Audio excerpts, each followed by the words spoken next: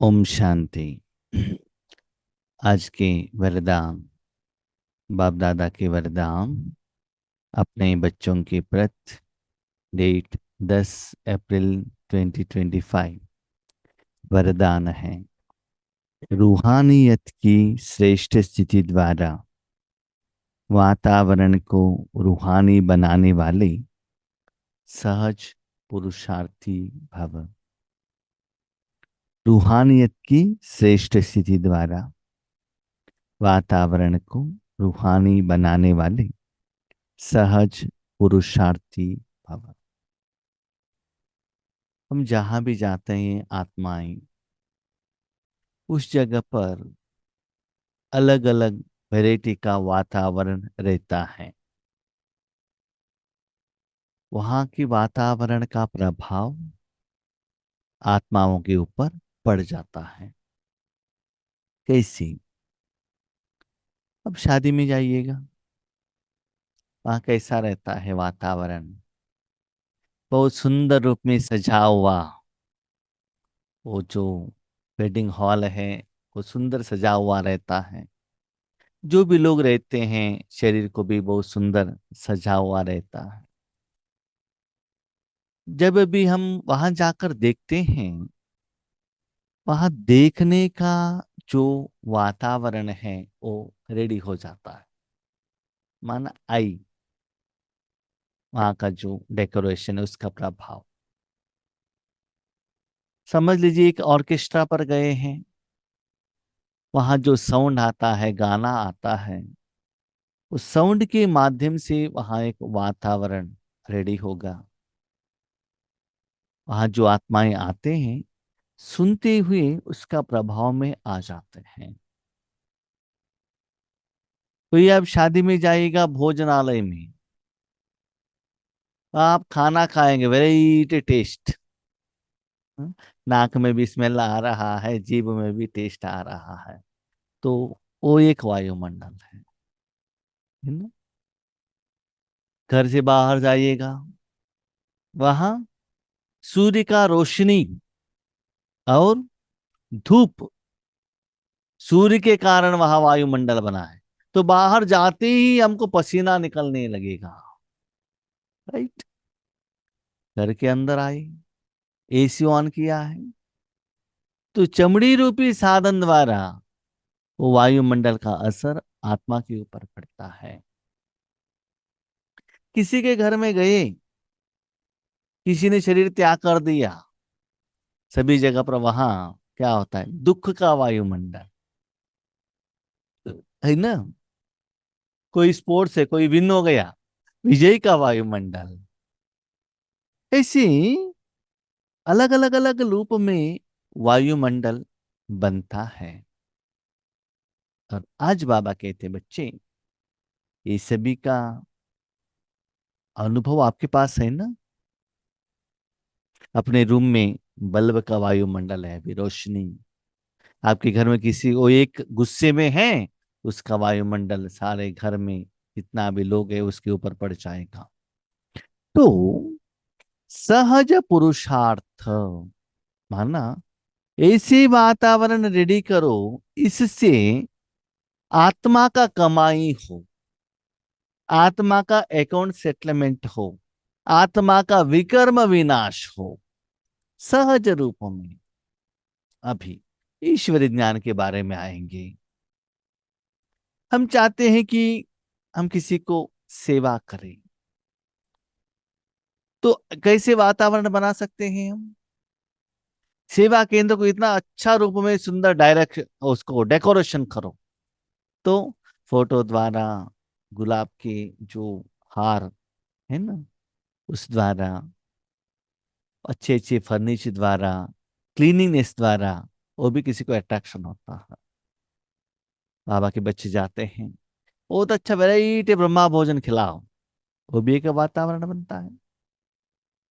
कोई कोई आत्माएं ऐसे रहते हैं, बहुत अच्छा ज्ञान सुनाते हैं, ज्ञान द्वारा भी ईश्वरीय सेवा हो सकती है।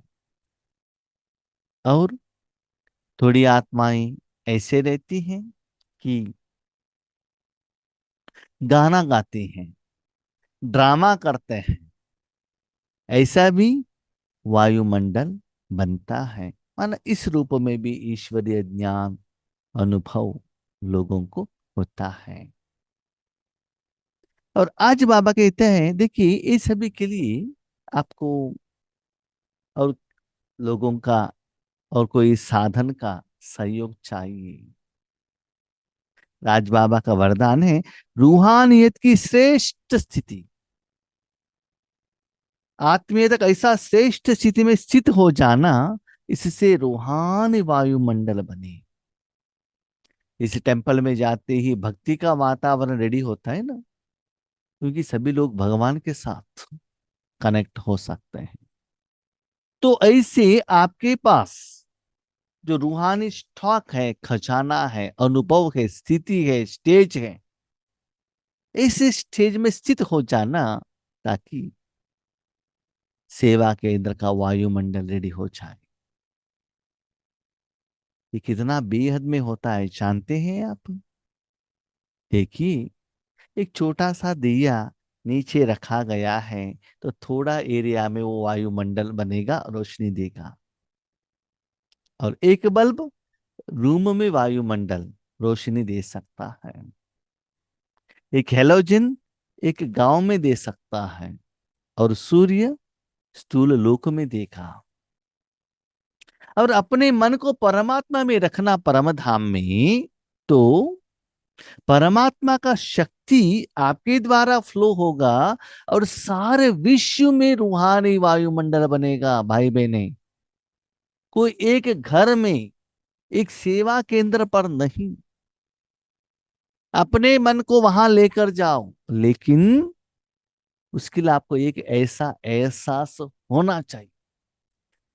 कोई गाना गाता है, उनके उनके मुख से साउंड बाहर जा रहा है, भोजन का खुशबू आ रहा है, उस वो बकेट से वो खुशबू निकल रहा है ना, बल्ब से रोशनी आ रहा है, तो एक कहा भी एक स्टार्टिंग पॉइंट है ना जो बाहर जा रहा है। अगरबत्ती का खुशबू आ रही है। तो जब अपने मन को परम धाम में रखते हो, आपको ऐसे एहसास होना चाहिए कि परमात्मा का शक्ति आपके द्वारा आपको ज्यादा अनुभव होना चाहिए। जैसे बल्ब ज्यादा गर्म होता है ना, उसके बाद में बाजू का आइटम जो भी है वो गर्म होता है, बल्ब को ज्यादा रोशनी मिलता है। बर्तन ज्यादा गर्म होता है, उसके बाद उसके अंदर में जो पानी है, चाय है, काफी है, जो भी है, तो आप बाबा के साथ कनेक्ट हो ना। जब तक परमात्मा का सप्त शक्तियों का अनुभव आपको नहीं होता है, तब तक किसी को अनुभव नहीं होता। देखिए वातावरण कैसे बनता है। आप परमात्मा के साथ जुड़े, राजयोग किया, सिर्फ आपको अनुभव मन बुद्धि तक की है, वातावरण नहीं बनेगा। सॉरी, नो, वहां तक की है, वातावरण तक आया कहां से? लंबे समय तक आप पावरफुल स्टेज में स्थित हैं, वो थोड़ा एनर्जी बॉडी में ट्रांसफर होगा, शरीर में, तो शरीर लाइट होने लगेगा। और भी थोड़ा एनर्जी फ्लो होता है, तो वातावरण में, वायुमंडल में फैलेगा। जैसे हजारों लोगों के लिए भोजन बनाते हो, जो खुशबू बहुत लंबे दूर तक फैलेगा, वातावरण में वो फैल जाएगा, तो दूर में रहने वाले आत्माओं को वो अनुभव होता है। आज हम हमारे भाई बहनों को माउंट आबू लेकर जाते हुए, गिफ्ट देते हुए, ज्ञान सुनाते हुए, सीडी देते हुए, प्रोग्राम में लेकर जाते हुए, ऐसे ईश्वरीय सेवा करने के लिए निमित्त बन रहे हैं। लेकिन बाबा कहते हैं, समय के अनुसार आप ऐसे योगिक स्टेज में स्थित हो जाना, ऐसे रूहानियत का वातावरण वहां रेडी कर, तो क्या होता? अब जानते हैं, वर्तमान समय में सभी जगह पर धूप है। कोई व्यक्ति आपके घर में आता है, आपका फैमिली का मेंबर हो, ये वरेट में आपका फ्रेंड से कोई भी हो, या शादी का इनविटेशन कार्ड देने के लिए आया है, गैस सिलेंडर देने के लिए आया, दूध देने, वट एवर इट में भी, किसी भी रीजन से आपके घर में वो आया, आपके घर में एसी लगाया है, उनको लगता है बाहर तो धूप है, 10 मिनट यहाँ थोड़ा रिलैक्स करके जाएंगे ना, उनको फील होता है ना? वो शरीर रूपी डिफरेंस है वो, धूप और एसी। और आज हर एक मनुष्यात्मा वो विकार और माया का प्रभाव में भी इतना दुख में पछता रहे हैं। तो आपके पास आते ही ये जो रूहानी सप्त गुणों का जो वायुमंडल है, उनको इतना अच्छा एहसास दिलाएगा। इससे क्या फायदा है जानते हैं? एक, उस आत्मा के साथ जो भी अकाउंट है वो सेटल होगा। आप निरंतर योग और सेवा में रहेंगे, ईश्वरीय सेवा भी हो जाएगा। कुछ कहने का जरूरत नहीं है, ऑपोजिशन नहीं है, कुछ क्वेश्चन नहीं पूछेगा, कोई डिफरेंस नहीं है, ये क्या है वो क्या है, उसे भी नहीं रख इतना आसानी से। और एक बात याद रखिएगा, ऐसे वायुमंडल आप कहां भी बैठकर किसी को भी दुनिया के कोई भी कॉर्नर में रहने वाला आत्मा को दे सकते हो। जैसे बाबा आज वर्तमान समय में कर रहे हैं, हम कंप्यूटर के माध्यम से या मोबाइल के माध्यम से आप अपने गांव में रहकर बाबा का एनर्जी खींच रहे हैं, अनुभव कर रहे हैं ना। तो योग कराने वाला आत्मा कोई 1000 किलोमीटर दूर में बैठा है और आप सभी लोगों को अनुभव हो रहा है, इसलिए आप लोग आते हो ना। ऐसा नहीं कि वही रूम में रहे, नो, बाबा में इतना कैपेसिटी है। वर्तमान समय में देखते हैं जब बाबा का मिलन का डेट रहता है, डायमंड हॉल में इतना लोग रहते हैं, गुलजार दादी का तन भी नहीं है, लेकिन अपने घर में सेंटर में रहिएगा कितना एनर्जी का फीलिंग होता है। तो बाबा कहते मेरे पास बच्चे इतना एनर्जी है, सूर्य से भी पावरफुल हूं मैं, तीनों लोगों को दे सकता हूं, किसी को भी दे सकता हूं। तो ऐसे बेहद का सेवा करने के लिए आप योग्य बन सकते हैं, लेकिन अपने रूहानियत का श्रेष्ठ स्थिति, हायर लेवल, वो वाइब्रेशन जाने का फीलिंग होना चाहिए। तो ऐसे सप्त गुणों द्वारा लोगों को आत्मिक भोजन खाते हुए उनको वो सच्चे सुख का अनुभव कराना चाहिए।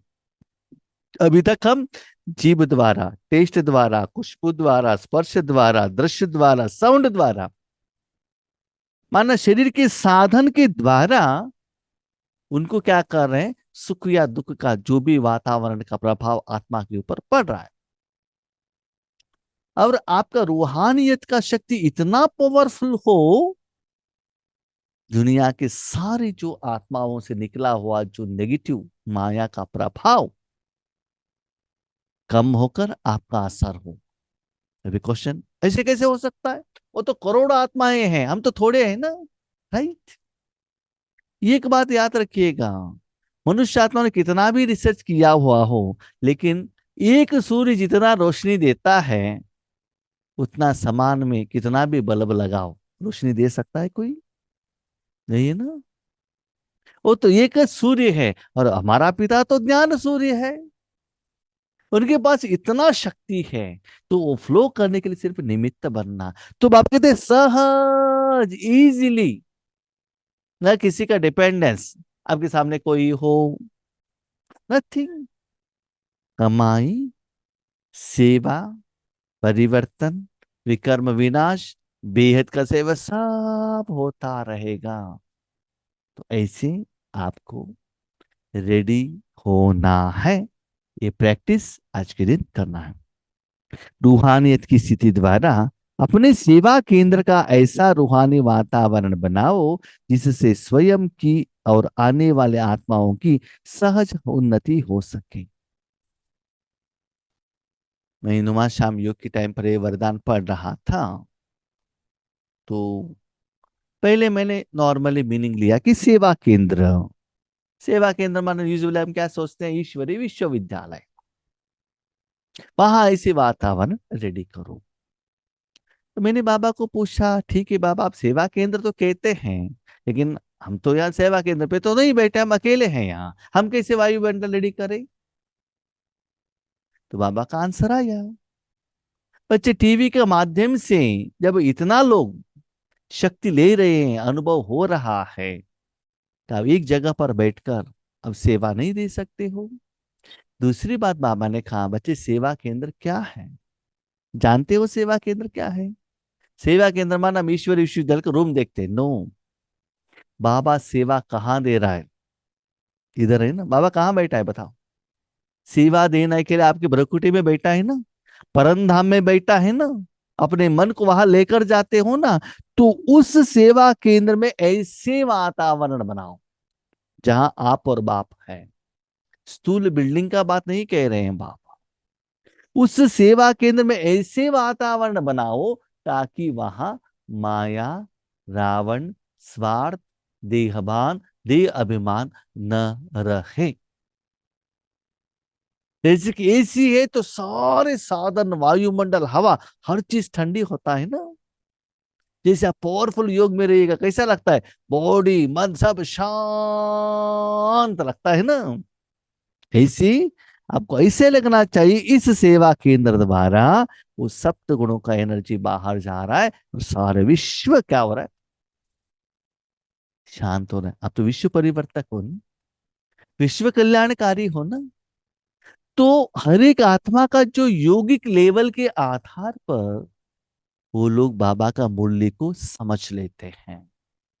नॉर्मली सेवा केंद्र माना हम क्या सोचते, जहां बाबा के बच्चे क्लास सुनने के लिए आते हैं। वो भी है, ऐसा नहीं कि वो नहीं है, ऐसा नहीं है, लेकिन ऐसे भी आप बेहद में उसका मीनिंग दे सकते हैं। ऐसी साधना भी आप कर सकते हो। तो इससे स्वयं जो भी आत्माएं आने वाली हैं उनको सहज उन्नति होगा। सहज। जैसे कि धूप में आए, एसी में बैठे, कुछ आपको देने का जरूरत नहीं, कुछ पूछने का भी जरूरत नहीं। पानी चाहिए क्या, चाय चाहिए क्या, जूस चाहिए क्या, नो। आते ही उनको अनुभव होने लगेगा, वो डिफरेंस पता चलेगा। हम भी देखते हैं अभी जो नया नया आत्माएं आ रहे हैं, जूम की माध्यम द्वारा बाबा भेज रहा है, उनको एक दो दिन में ही अनुभव होता है। लेकिन अनुभव होने के लिए हमारा यहाँ का जो प्लेस है ना वो इतना पावरफुल रहना चाहिए, तभी उनको अनुभव हो सकता है। समझ लीजिएगा, आपको यहाँ 100% अनुभव हो रहा है तो उन लोगों को सिर्फ 0.5% का ही अनुभव होता है, ज्यादा नहीं होता है। उनको 0.5 का अनुभव होना है तो आपको 100% अनुभव होना चाहिए, राइट? क्योंकि उनको कैचिंग पावर नहीं रहता है स्टार्टिंग में। आगे बढ़ते बढ़ते वो आपके नजदीक में आएंगे, कैचिंग पावर उनको समझ में आ जाएगा। तो ऐसे रूहानियत के वातावरण द्वारा ईश्वरी सेवा करने के निमित्त बनो और उनको सहज ईश्वर अनुभूति हो जाएगा।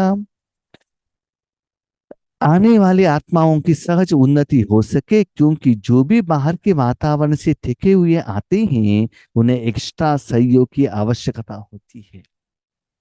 देखो, बाहर से आई हुई आत्माएं माना तन से नहीं, मन से।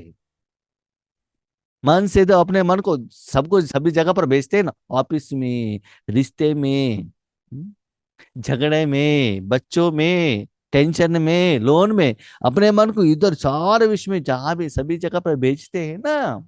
तो उस मन रूपी साधन द्वारा आपके ये रूहानियत को कैच कर सकते हैं। कब कैच करेंगे? वहां ऐसे वायुमंडल रहेगा तभी तो कैच करेंगे। हाँ? इसीलिए वहां रेडी करना आपका जिम्मेदारी है। कोई रिश्तेदार आपके घर में आते हैं, शादी का दिन है, आने के पहले सब कुछ वहां भोजन का इंतजाम करते हैं ना। हम कहाँ भी सेवा के लिए जाते हैं, पहले ही वहां हमको रहने के लिए रूम सभी इंतजाम किया जाता है, प्रोग्राम फिक्स होता है, इनविटेशन रेडी रहता है, सब रेडी रहता है ना। तो ऐसे बाबा कहता है अभी रूहानी वातावरण रेडी करो, बाबा के साथ में रहेगा। तो बाबा का आज ऐसा पार्ट है, इसका अभी जरूरत है। इसलिए कुछ बोलने का, ब्रह्मा भोजन रेडी करने का, न गिफ्ट देने का, भाषण करने का, स्टेज में जाने का, प्रोग्राम ऑर्गेनाइज करने का, उनको बुलाने का, नमस्ते करने का कोई जरूरत नहीं है। सहज रूप में इस विधि को अपनाने से ऐसा रिजल्ट आएगा। लेकिन आपका मन उतना क्लीन एंड क्लियर रहना चाहिए और अनुभवी होना चाहिए। तो उन्हें एक्स्ट्रा सहयोग की आवश्यकता होती है, इसलिए उन्हें रूहानी वायुमंडल का सहयोग दो। यस, उनके घर में फैन है लेकिन आपके घर में एसी है। वो डिफरेंस उनको पता चलना चाहिए। एक्स्ट्रा डिफरेंस पावरफुल चाहिए उनको, है ना। वो रूहानियत में अनुभव उनको होना चाहिए। सहज पुरुषार्थी बनो और बनाओ। ऐसा नहीं कि सिर्फ आप बनो, नहीं, दूसरों को भी बनाओ, पहले उनको खिलाओ। वो पूछते हैं यहाँ तो इतना ठंडा है, कौन सा एसी मशीन आपने लगाया, पूछते हैं ना। ऐसे ही आप पहले उनको अनुभव कराओ, उसके बाद वही लोग पूछेंगे इसे बनाने के लिए हमको क्या करना है, तो विधि को उनको बताओ। हर एक आने वाले आत्मा अनुभव करे कि यह स्थान सहज ही उन्नति प्राप्त करने का है। वर्तमान समय में आप देखते हैं, जो भी शांति वन में जाते हैं वो कहते हैं ना, यहाँ का वायुमंडल बहुत अच्छा है, माना रूहानियत का। कहाँ भी टेम्पल में जाते हैं, दिल्ली में भी लोटस हाउस करके है, वहां जाने शांत रहना, बात नहीं करना है। बाहर आते लोग कहते यहाँ कुछ फीलिंग होता है ना। टेम्पल में जाते हैं, वहां का भक्ति का वायुमंडल रहेगा। हम्म? तिरुपति टेम्पल में अंदर जाके बाहर आते ही आधा घंटे तक आपका मन गोविंदा गोविंदा गोविंदा गोविंदा कहता ही रहेगा। हाँ? और हरे राम हरे कृष्ण टेम्पल में जाकर बाहर आने से हरे रामा राम रामा हरे हरे करता रहेगा। और फिल्म थिएटर के बाहर आने से फिल्म का फाइटिंग और सॉन्ग यही याद आएगा। तो जिस वायुमंडल में रहते हो उसका ही असर बहुत लंबे समय तक रहेगा ना आपको। तो आप ऐसे वायुमंडल रेडी करने वाले बनो। ये मत कहना कि मेरे से बाबा सेवा नहीं ले रहा है, मैं कितना लोगों को ध्यान सुनाता हूं तो भी तो इनके को ध्यान समझ में नहीं आ रहा है। नहीं बच्चे, अभी ऐसे बेहद का सेवा का जरूरत है। ये सेवा सभी आत्माएं नहीं कर सकते हैं। यस, अभी जो क्लास सुन रहे हैं आप सभी लोग कर सकते हो, गारंटी है। इसलिए बाबा आपको ध्यान सुना रहे हैं, थोड़ा अटेंशन में रखिएगा। जब हमारे द्वारा यहाँ बैठकर बाबा आपको अनुभव करा सकता है, कि आप वहां बैठकर सारे विश्व को अनुभव नहीं करा सकते हो क्या? यस, देखो, साइंस से भी पावरफुल है योगिक स्टेज, लेकिन हम उसको ठीक से यूज नहीं कर रहे। लेकिन इसमें क्या होता है ना, क्या हो रहा है आप जाने बाप जाने, गुड़ जाने गुड़ की गोती जाने, तीसरे को कुछ भी पता नहीं चलता है व्हाट इज गोइंग ऑन, पता नहीं चलता। स्टूल में तो अलग है, स्टूल टोटल डिफरेंट है, स्टूल तो बहुत कम है, एक्चुअली होना है निराकार में। जब साकार में ब्रह्मा बाबा थे, तो यज्ञ का जो डेवलपमेंट हुआ, बिल्डिंग हो सभी, वो तो बहुत कम था, लेकिन आत्माओं को कैसे बाबा ने रेडी किया निराकार में, दैट इज ग्रेट। वो करना चाहिए भी। आज का स्लोगन, वरदानी बन, शुभ भावना और शुभ कामना का वरदान देते रहो। तो बाबा कहते बच्चे देखो, आज जो भी लोग आते हैं ना आपके सामने, वो सभी लोग तपस्या करके आते हैं। तपस्या? कौन सा तपस्या? किस पेड़ के नीचे जाकर तपस्या करते हैं?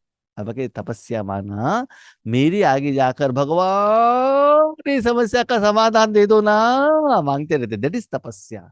भूख है उनको भगवान को पाने का, समस्या का समाधान लेने का भूख है। दे दो दे दो दे दो करके मांगते हैं ना, दैट इज तपस्या। भले भक्त आत्मा हो, भले ज्ञानी आत्मा हो, कोई धर्म वाले आत्मा हो, कोई एवर इट में बी, तो उन आत्माओं को उनका तपस्या का फल देने के लिए मैं बांधा हुआ हूं। तो उनको वो वरदान देने के लिए, तपस्या का फल क्या है, वरदान मिलता है ना, तो मैं आपको साधन के रूप में यूज करता हूं।